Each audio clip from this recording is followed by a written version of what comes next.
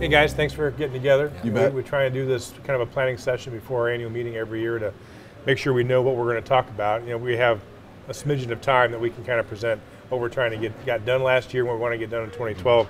So I thought we'd start out, Jim, with talking about what we've gotten done with 2011.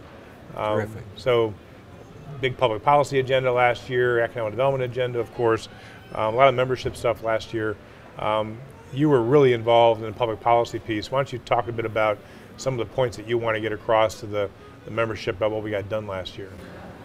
We had a successful year, specifically CIR legislation. First time CIR has been renewed for 50 years. And I'm most proud of the collaboration effort between Lincoln Chamber, Nebraska Chamber, ourselves, and the model that can play for us into the future. But we had significant change in CIR for the better. The governor put forth 5 economic development programs, and they all passed, and we supported every one of them.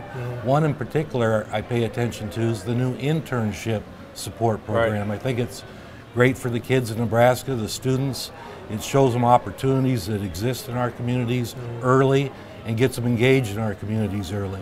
So I'm really, really pleased with that one. Yeah, that's an important one, as we always know that there's a desire to keep our brains here in this state. And if we can figure out a way to develop that relationship early with companies through internships, we know there's a much higher opportunity for people to actually get employed here in the state. So that's a big deal. Creating access for both. Right, absolutely. Both the company and the students. Right. We did a lot of public policy issues, but we did a lot of other things as well. For example, the entrepreneurship efforts this past couple of years. I believe this year we hit some high points. One specific one is last month we had the first graduation of the Gallup Entrepreneur Acceleration Program, of which the Chamber, the State of Nebraska, the University of Nebraska, and Gallup were all partners. Again, a public-private partnership. And I believe next year we'll have more success. And I was particularly pleased with our workforce development efforts. Those seem to be moving along in Omaha as well.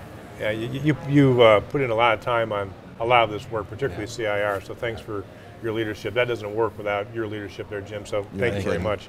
I think I'll talk about economic development. You know, we always want the numbers, so I'll throw out the individual numbers, about 54 projects and $338 million in capital investment and about 3,000 jobs that we had a hand in. So it was a good year in an economy that nationally, at least internationally, wasn't as robust as we would like it to have been. I'll talk a bit about image.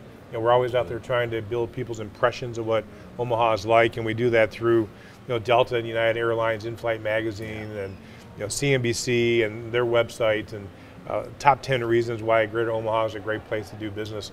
Our international brochure got translated into 9 languages last year and is on our website. And so when you start thinking about how we market this place, I think it's important that we also talk about the times that people have said nice things about us. We were in literally a significant number of rankings last year, 2 number 1s, which was great, most affordable city in America and best value city in America.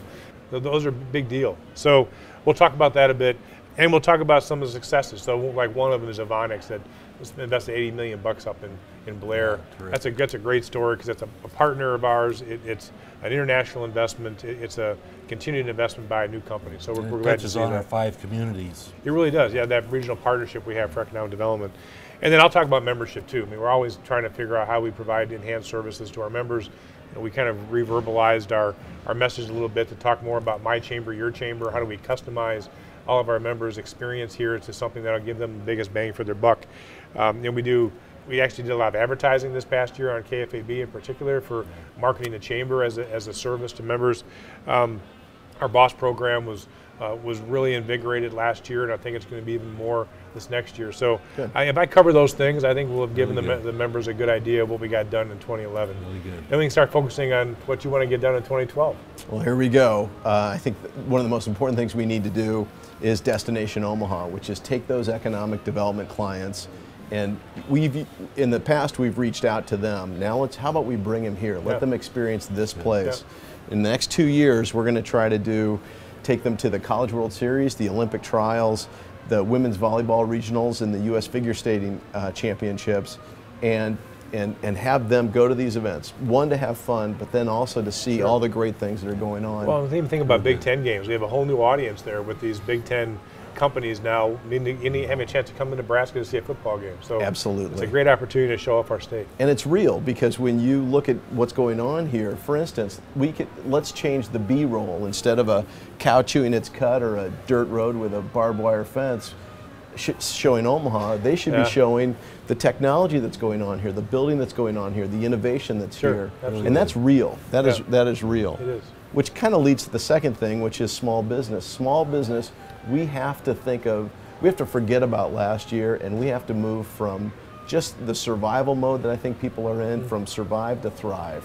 I love that. That's great. And help people reinvest in their businesses, reinvest in the most important asset they have, their people, and train them, and really move on. And if we can do that, that'll be a really big deal for 2012. Yeah, I agree. 80% of our members are small businesses, and we're constantly realizing what the important role they play in our economy. So being able to focus our attention on that makes a lot of sense. So if we help people reinvest in that way, then the next thing we can do is create compelling reasons for people to get together.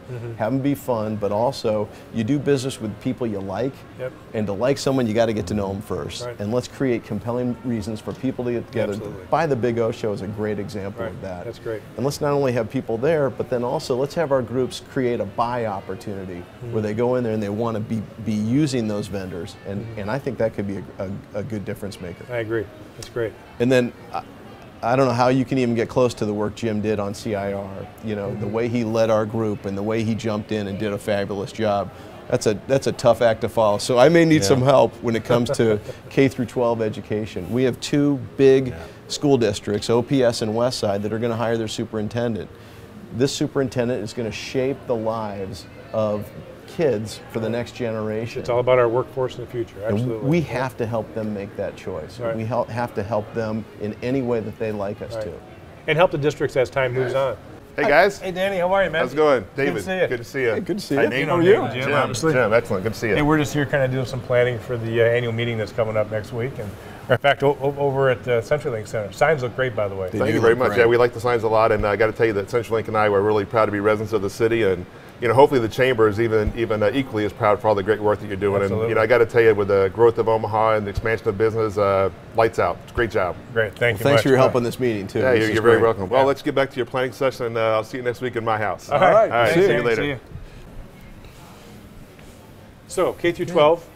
Anything else you want to make sure you cover in the next year? I think this is a different place. You have businesses that have been here for generations, but I think they've also ethically been here for business generations. Yeah. And I think the Business Ethics Alliance that you've helped be a big part of, I think we need to continue those efforts. Yeah, I think it's an important part of what makes Omaha different. We believe there's a business ethic, a set of business values here, and it kind of carries through everything we do.